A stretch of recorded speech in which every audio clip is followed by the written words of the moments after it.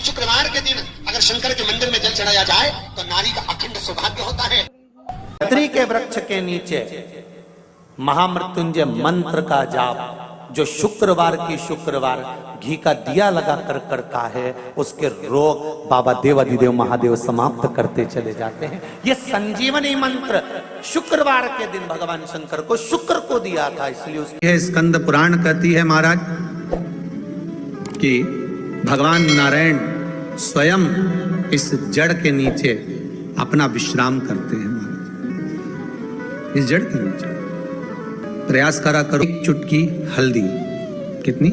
मात्र एक चुटकी हल्दी आंवले के वृक्ष के नीचे भगवान हरि हर महादेव के नाम से रखकर उस पर पूर्व मुख कर पूर्व की ओर मुख कर जल समर्पित करना प्रारंभ कर दीजिए। आप अगर प्रयास करेंगे शुक्रवार की शुक्रवार करें या नवमी की नवमी करें, अष्टमी की अष्टमी करें, प्रदोष की प्रदोष कर लें।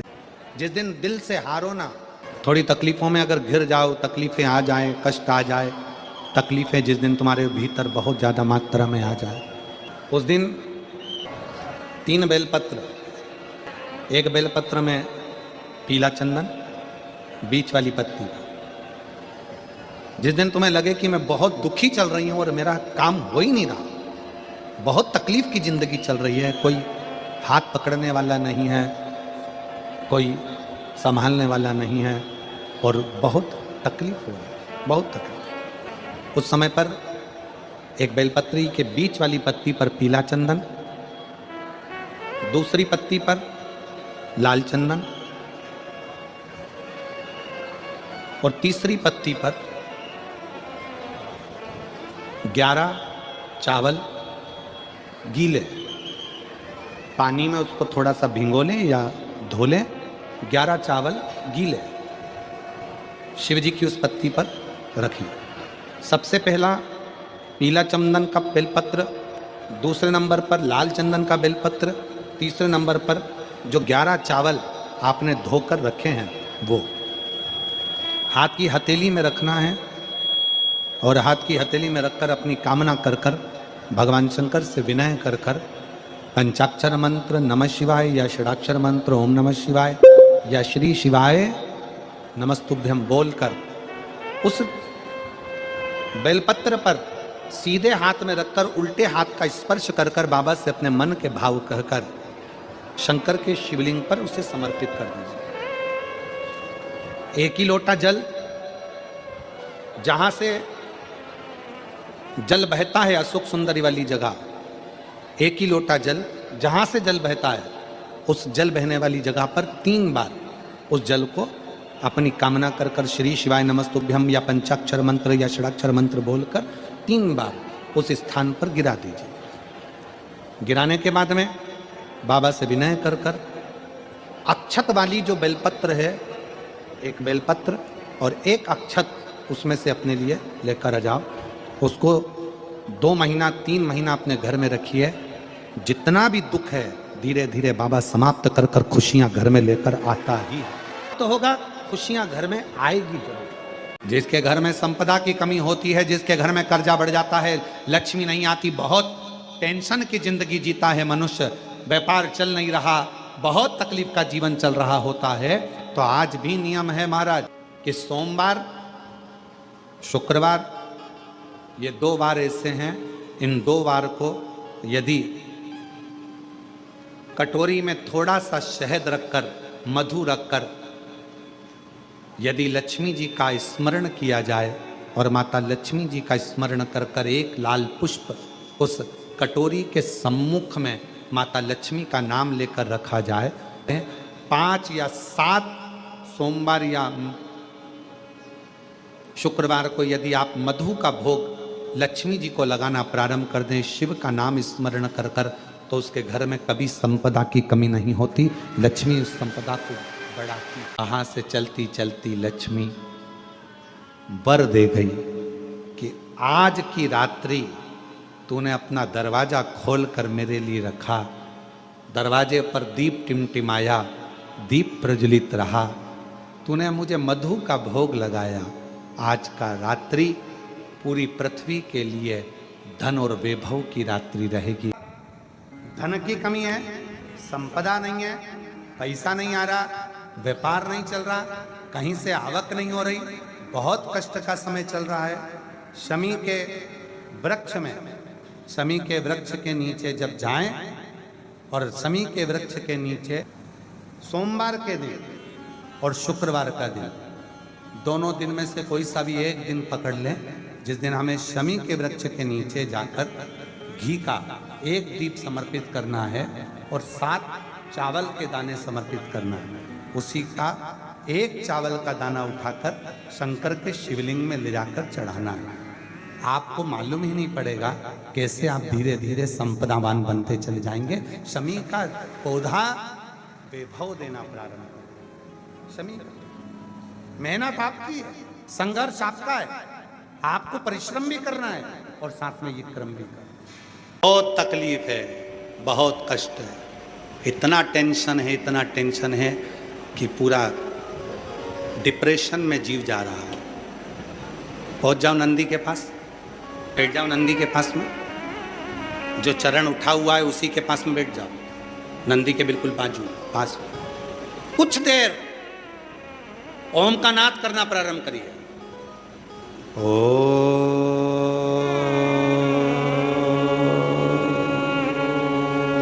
जब हम नंदी के चरण के पास में बैठकर ओम का नाद करते हैं, अभी अभी आप 2 क्षण के लिए, अगर आपके आमने सामने से कोई नहीं जा रहा हो तो आप बड़े प्रेम से, बहुत भाव के साथ अपना सीधा चरण थोड़ा सा खड़ा करिए, जितने जमीन पर बैठे हैं वो 2 क्षण के लिए बस कर कर देखिए। 2 क्षण के लिए सीधा चरण आगे करो और 5 बार ओम का नाद कर कर देखिए।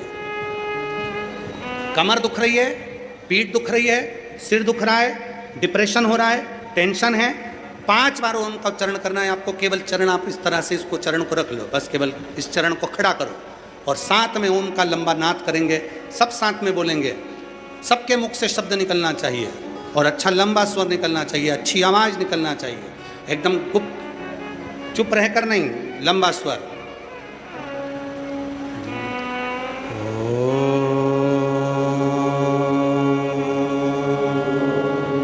नेत्र खोलकर स्मरण करिए, आपके जीवन का जो सुख होगा, आपको ऐसा महसूस होगा कि मैं एकदम हल्की हो गई, मेरे भीतर से कुछ निकल गया, जो मेरे भीतर का कुछ दर्द था, तकलीफ थी, वो समाप्त हो। नंदी का चरण, नंदी का चरण, सीधा चरण, कितनी भी टेंशन है आप जाओ बैठो कुछ क्षण उस नंदी के पास। और अगर तुमको लगे कि मेरे घर में अशांति फैलती जा रही है, टेंशन ही टेंशन हो रहा है, जहां नंदी का सीधा चरण, जो ऊपर है नंदी का चरण, उसके चरण की रज थोड़ी सी लेकर आइए, अपने घर के दरवाजे पर उसका हाथ फेरना प्रारंभ करो। धीरे धीरे धीरे धीरे शांति महसूस। नंदी और शिवलिंग के बीच में एक सोमसूत्र होता है, वो सूत्र बंधे होने से नंदी से करी गई प्रार्थना शिव क्षण भर में सुन देते हैं और हमारे दुखों को समाप्त करना प्रारंभ। जब घर से निकलो तो काम जरूर कर कर निकलो। पहला, घर में जो भगवान का मंदिर है, घर में जो भगवान का देव स्थान है, देवालय है, शिवालय है, उसको नमन करो, प्रणाम करो, विनय करो। दूसरा, घर से निकलते समय अपने घर का जो बुजुर्ग हैं, अपने घर के जो बड़े हैं, उनको नमन करो, उनको प्रणाम करो। एक परमात्मा का साथ और दूसरा घर के बुजुर्गों का आशीर्वाद हमारे साथ चलता है तो निश्चित है उसका फल हमको मिलता जरूर है। कहीं विघ्न में हम पड़ रहे हों, विघ्न में हम गिर गए हों, पड़ गए हों, तो उस विघ्न से निकलने के लिए घर के बुजुर्गों का आशीर्वाद और महादेव की कृपा, ये दोनों ही हमारे लिए श्रेष्ठता देते हैं। शंकर है, मन में कोई संशय उत्पन्न हो गया, मन में कोई बड़ी भारी संकट उत्पन्न हो गया, कोई ऐसी बात तुम्हारे मन में आकर खड़ी हो गई है जिस बात का कोई निर्णय नहीं निकल रहा, तो एक बेलपत्र को हाथ की हथेली में रखकर अपने हृदय से उसको लगाकर मन से बाबा को अपने मन की बात कहकर जब वो बेलपत्र हम शिव जी को समर्पित करते हैं, मान लो हम कुछ नहीं कह पाए बाबा भोलेनाथ जी को, हम अपने दिल की बात शंकर भगवान को कुछ नहीं बता पाए और कुछ रह भी गया तो हमारे मन की बात भगवान देवाधिदेव महादेव स्वीकार कर लेते हैं एक बेलपत्र के माध्यम से। जो हम चाहते हैं शिव उसको स्वीकार कर कर हमारी झोली खुशियों से भरना प्रारंभ कर देते हैं। एक बेलपत्र हमारी पूरी बात को शिव जी तक कह देती है। एक बेलपत्र, एक दुर्वा, एक चावल का दाना रखकर आपने दिल से 108 बार श्री शिवाय नमस्तुभ्यम घर में बोलो और अपना जो पानी का स्थान होता है, मटका, हंडा, परिंडा, जिसको आप क्या बोलते हो यहाँ हमें नहीं मालूम, उसका स्पर्श कराकर आपके घर के नजदीक में जो शंकर का मंदिर हो उस शंकर के मंदिर में उत्तर की ओर मुख कर कर वो बेलपत्र, दुर्वा, चावल का दाना शिव जी पे समर्पित कर दो।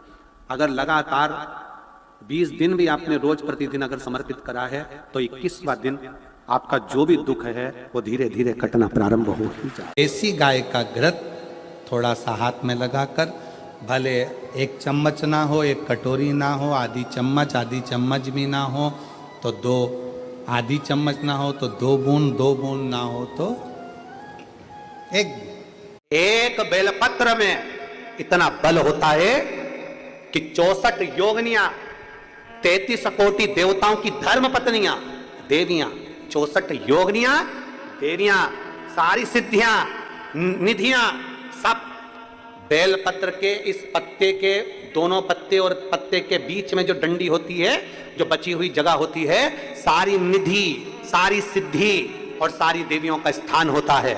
जब हम एक बेलपत्र को दिल से अपनी कामना कर कर देवाधिदेव महादेव को, ये शिवलिंग जलाधारी, ये जल बहता है, तो बेलपत्र समर्पित करते हैं दक्षिण में बैठकर जब दंडी का मुख उत्तर की ओर कर कर बेलपत्र अपने मन से कामना कर कर शिवलिंग पर समर्पित करते हैं तो ऐसी कोई कामना नहीं जो मेरा महादेव पूरी ना करता। मान लो बहुत बड़ा रोग हमारी जिंदगी में आ गया, बहुत बड़ी बीमारी हमारी जिंदगी में आ गई, डॉक्टर की दवाई भी ले रहे हो, इलाज भी करवा रहे हो, जांचें भी करवा रहे हो, सब कुछ कर रहे हो, सब कुछ, उसके बाद भी यदि आराम नहीं लग रहा, उसके बाद भी अगर हमको हमारे शरीर में आराम नहीं लग रहा तो फिर हम क्या करें? तब 2 लोटा जल लीजिए, 5 बेलपत्री शिव जी पर चढ़ा दीजिए और जल की धार दोनों हाथों से धीरे धीरे कुंदकेश्वर महादेव का नाम लेकर जल की धार चढ़ाना प्रारंभ करें। 1 बेलपत्र और शिव जी पे चढ़ा हुआ जल लेकर आ जाइए।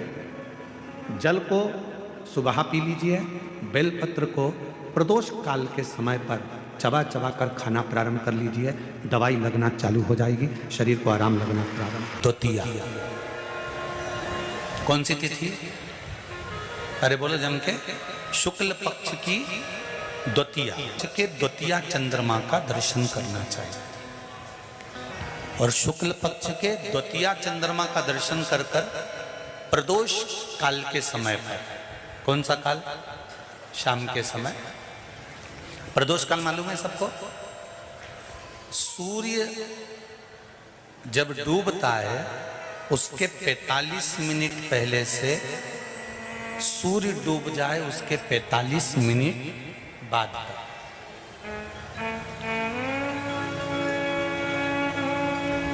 कितने मिनट पहले? जम के बोलो जरा। 45 मिनट पहले से 45 मिनट बाद प्रदोष काल का क्रम।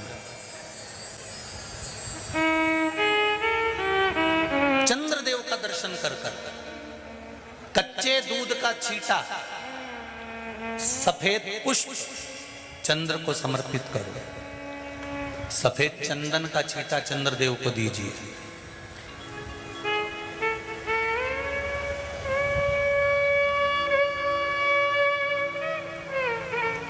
और चंद्रदेव को छींटा देने के बाद जो दूध है उसका छींटा अपने तन पर लीजिए, सफेद चंदन थोड़ा सा अपने शरीर पर लगा लीजिए।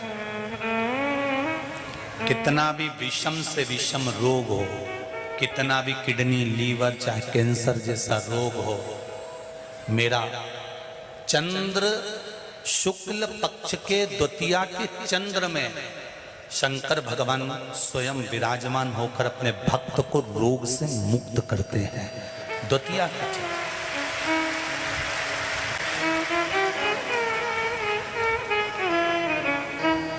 जम के बोलो कौन सी तिथि है? शुक्ल पक्ष के द्वितीया तिथि का चंद्र का दर्शन व्यक्ति को जीवन का सुख देता है। जिसके आंखों में तकलीफ हो, श्रवण शक्ति में तकलीफ हो, बोलने में, मुख में तकलीफ उत्पन्न होती हो, भारी से भारी रोग। हम पहले भी कथा में कहे, आज फिर कहते हैं, जिसकी लीवर, किडनी, जिसकी काया बेकार हो रही हो,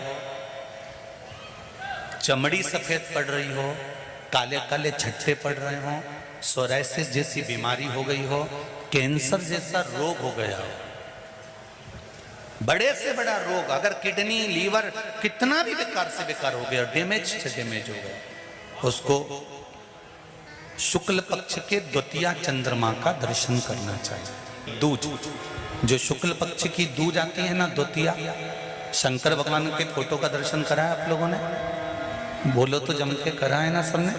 शंकर भगवान के चित्र का दर्शन करिए, शंकर भगवान के फोटो का दर्शन करिए, शंकर भगवान की मूर्ति का दर्शन करिए।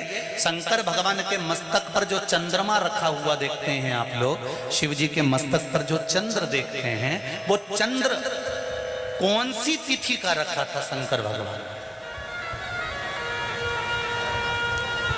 कभी कभी अगर आपकी समाज में प्रश्न मंच होता है ना, तो उसमें प्रश्न पूछना चाहिए कि शंकर भगवान के मस्तक पर जो चंद्रमा रखा है वो कौन सी तिथि का रखा है?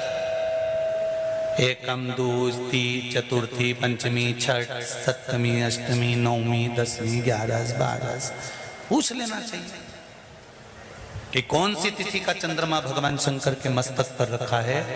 तो हमारा शास्त्र कहता है, स्कंद पुराण कहती है, पद्म पुराण कहती है, अग्नि पुराण कहती है, लिंग पुराण कहती है, नर्मदा पुराण कहती है, नारद पुराण कहती है, और कूर्म पुराण और विष्णु पुराण वर्णन करती है कि शिव जी के मस्तक पर जो चंद्र रखा है वो शुक्ल पक्ष की द्वितीया का रखा है।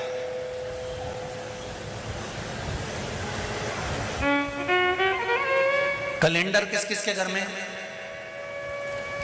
उठाओ जरा हाथ। जिसके घर में कैलेंडर या पंचांग, आज ही घर जाकर देखना, कैलेंडर को पलट कर देखना, शुक्ल पक्ष की द्वितीया तिथि जैसे ही देखोगे उसमें लिखा होता है चंद्र दर्शन। लिखा होता है कि नहीं होता है? अरे बोलो तो जी जी हाँ, लिखा होता है ना। शुक्ल पक्ष की द्वितीया तिथि देखोगे तो उसमें लिखा होता है चंद्र दर्शन। अब इस प्रत्येक शुक्ल पक्ष की द्वितीया तिथि पर चंद्र दर्शन क्यों लिखा होता है? क्योंकि शिव महापुराण की कथा में उमाखंड में वर्णन किया गया है कि जब चंद्रदेव को दक्ष प्रजापति का श्राप लग गया, चंद्र तुम मेरी एक पुत्री के प्रति स्नेह रखते हो और बाकी की पुत्रियों की ओर तुम देखते तक नहीं। बाकी की पुत्रियों की ओर तुम देखते तक नहीं। चंद्र, हे चंद्र, मैं तुम्हें श्राप देता हूं कि तुम्हें काया का रोग हो जाए, तुम्हारी काया गलना प्रारंभ हो जाए और तुम्हें तुम्हारे इस रोग से कभी मुक्ति नहीं मिलेगी। चंद्र दुखी हो गए।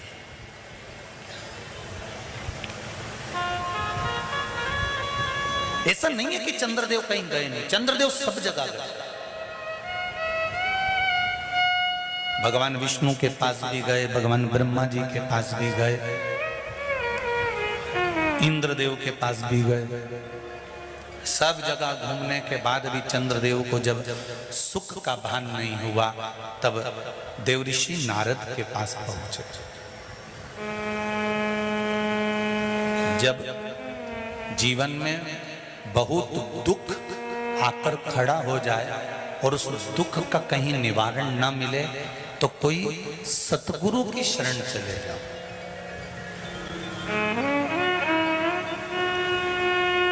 और सतगुरु भी वो होना चाहिए जिसको अपनी पूजन से मतलब नहीं, उसको परमात्मा की पूजन से मतलब होना चाहिए। सत्य मार्ग की ओर प्रशस्त करता।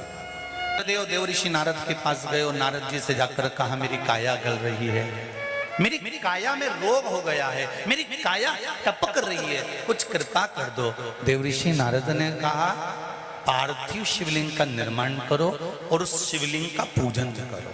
अब देखिएगा जरा,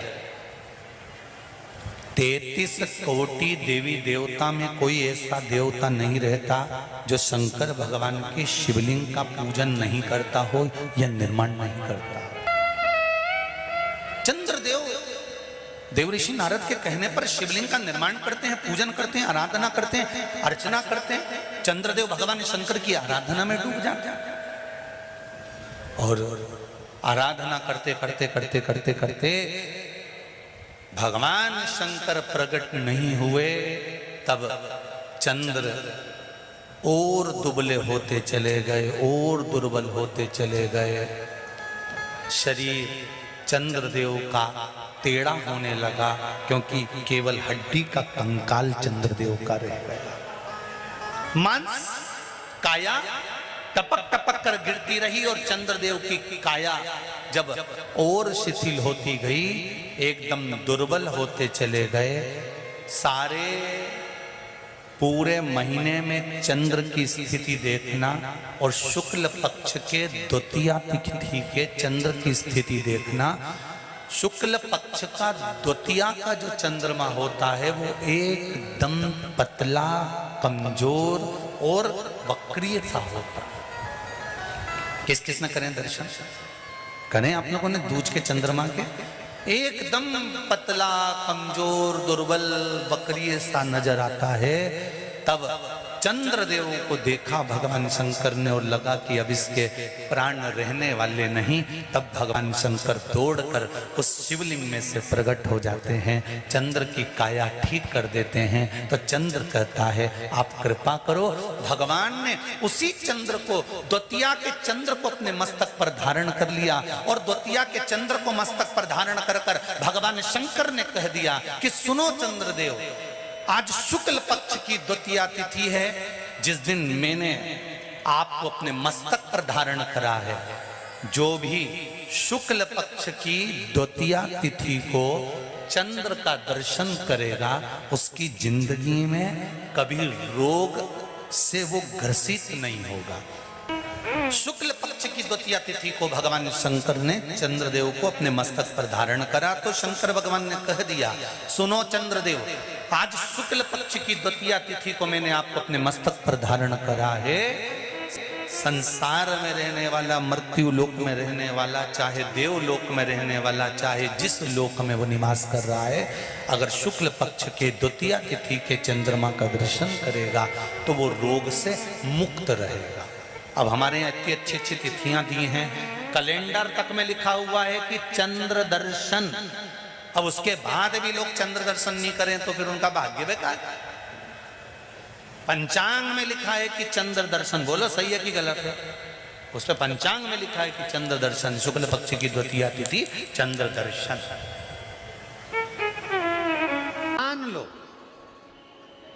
कोई व्यापार, कोई दुकान, कोई फैक्ट्री आपकी ठीक नहीं चल रही है, आप ठेला लगा रहे हो, सब्जी की दुकान लगा रहे हो, कोई दुकान खोल कर बैठे हो, कोई फैक्ट्री लगा कर बैठे हो, कोई व्यापार कर रहे हो और उस व्यापार में तुम्हें आनंद नहीं आ रहा, बहुत तकलीफ चल रही है, बहुत तकलीफ, सब कुछ करके देख लिया पर वो तकलीफ मिटी नहीं रही।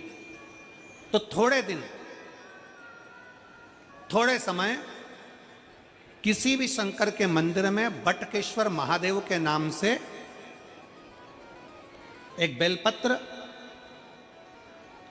चढ़ाने का तरीका जरा समझ लेंगे। आप अगर जिस दिशा में खड़े हो, अगर आप शंकर के शिवलिंग के इधर हो तो बेलपत्री का डंडी का मुख आपकी ओर होना चाहिए। आप इधर हो तो डंडी का मुख उधर हो, आप उधर हो तो डंडी का मुख उधर हो, आप इधर हैं तो डंडी का मुख इधर हो।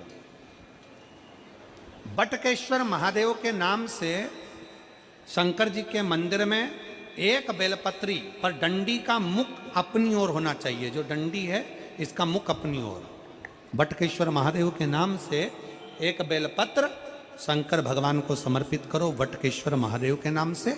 और बेलपत्र चढ़ाने के बाद में जो तुम्हारे कलश में जो जल है, लोटे में जो जल है, वो 7 बार,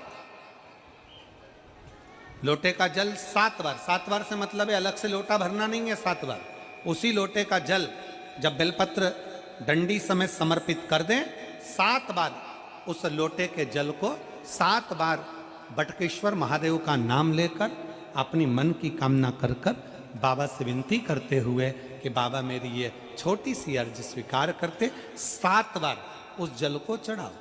लगातार कम से कम आप 15 से 20 दिन तक लगातार बटकेश्वर महादेव के नाम से चढ़ाओगे। ऐसी कोई दुकान और फैक्ट्री नहीं तो चले नहीं और आगे बढ़े नहीं और काम सुलझे। बटकेश्वर महादेव, भगवान शंकर का ये नाम, भगवान शिव का ये स्तुति, भगवान शंकर का ये नाम बटकेश्वर महादेव। स्वयं भगवान शंकर ब्रह्मा जी का जब सिर कटकर बड़का पेड़ बन जाता है और उस पेड़ के नीचे, वृक्ष के नीचे शंकर भगवान विराजमान हो जाते हैं, शिव जी उसके नीचे विराजमान हो जाते हैं, उसी का नाम बटकेश्वर महादेव पड़ा। बटकेश्वर, बोल बटकेश्वर महादेव की। शिव जी के मंदिर में उतनी देर रहो जितनी देर तुम्हारा चित्त लगे।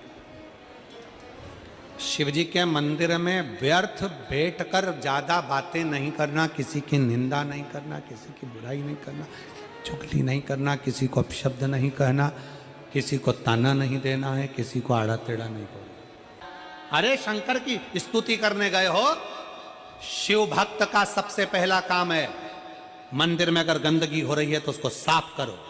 जाले लग रहे हैं उसको निकाल दो तो तुम्हारी जिंदगी के भी जाले समाप्त हो जाएंगे। शिव मंदिर में गए हो, थोड़ी सेवा करो, चाकरी करो, आराधना करो। धर्म पत्नी से संतान नहीं, औलाद नहीं, बड़े दुखी है, बड़े दुखी। अच्छा, संतान नहीं हो, किसी नारी की गोद अगर, स्त्री की गोद अगर खाली रह जाए तो भी दुख होता है उसको कि मेरे घर में औलाद नहीं, संतान नहीं। हम कई बार कहे, आज फिर कहते हैं, ये टेस्ट भी बाद में कराना, सारी जांचें बाद में कराना। एक बार शंकर का भजन कर कर देखना। सब जगह से अगर हार जाओ और सारे रिपोर्ट आपकी आपने सब दूर दिखा ली तो एक बार शंकर पर भरोसा कर कर तुमरुका जी का नाम लेकर सफेद आंकड़े की जड़ को शिव जी पे से रजस्वला धर्म के 7वें दिन 21 बार घुमा लो। नाम गोत्र बोलकर कमर में लाल धागे में बांध लो। पीपल के पत्ते शिव जी को चढ़ाओ, उठाकर लाओ। उस एक पत्ते को रात्रि को गाय के दूध में उकालो और उस दूध को दोनों पति पत्नी पियो। साथ रहिए, समय आएगा, बाबा चाहेगा तो 3 या 4 महीने में गर्भ ठहर ही जाएगा। सारे डॉक्टर को दिखा लिया अपनी जगह, टेस्ट भी करवा लिया अपनी जगह, पर एक बार प्रयोग और वो विश्वास रखकर करना पड़ेगा। शंकर पर जो भी कार्य कर रहे हो आप, जो उपाय कर रहे हो आप, शिव का स्मरण कर, भगवान पर अगर विश्वास रखोगे, भरोसो दृढ़ इन चरणन कहो, श्री वल्लभ नख चंद्र छटा बिन सब जगह माही अंधेरो। अगर भरोसा है तो शंकर है और भरोसा नहीं तो शिव कहां से। विश्वास लेकर अगर आए हो तो काम तो होगा। ये लोग काशी से आए हुए हैं, विश्वास लेकर ही तो आए होंगे कि हम जाएंगे शंकर की कथा में तो बाबा कृपा जरूर करेगा। कई लोग यहाँ पर बैठे हुए हैं जो विश्वास लेकर आए हुए हैं, दूर दूर से आए हुए हैं, केवल विश्वास लेकर कि भगवान कृपा करेगा किसी ना किसी रूप में, मुझे विश्वास है कि बाबा मेरी सुनेगा। और फिर कहता हूं, कथा में अगर आपने मन लगा लिया, भले टीवी चैनल के माध्यम से श्रवण कर रहे हो, भले मोबाइल के माध्यम से श्रवण कर रहे हो, भले पंडाल में सुन रहे हो, बाबा से अगर दिल से आपने अगर कह दिया तो 3 महीना बहुत होता है सब कामना पूरी होने के लिए। मेरा बाबा आपको कुछ ना कुछ दे ही देता है, बस आपकी रुचि के अनुसार सुख प्रदान कर ही देता है। आप उस पर विश्वास, भरोसा, भटकना नहीं है हमको, मार्ग से विचलित नहीं होना। लंबी बाती का प्रमाण अलग होता है। लंबी बाती क्यों लगाई जाती है? भगवान के मंदिर में दीप में, देवियों की पूजन में, लक्ष्मी की वृद्धि के लिए। कौन से देवता के यहाँ लंबी बत्ती लगती है और कौन से देवता के यहाँ गोल बत्ती लगती है, उसका भी प्रमाण वर्णन।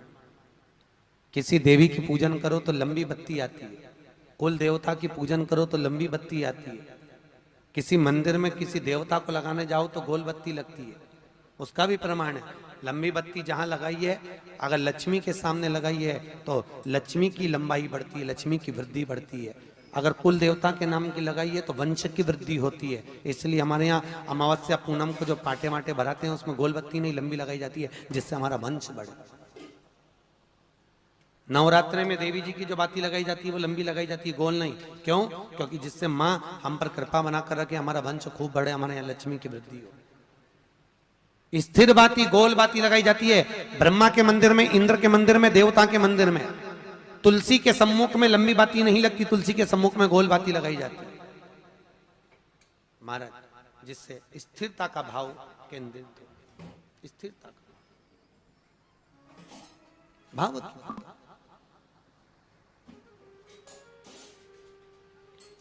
पीपल के वृक्ष के नीचे कभी लंबी बाती नहीं लगती, बड़ के पेड़ के नीचे कभी लंबी बाती नहीं लगती, आंवले के पेड़ के नीचे कभी गोल बाती नहीं लगती।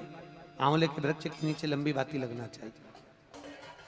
धन की वृद्धि, सुख समृद्धि। तुलसी के पौधे के नीचे लंबी नहीं लगती, गोल बाती लगती। बातियों का भी प्रमाण। पक्ष की द्वितीया।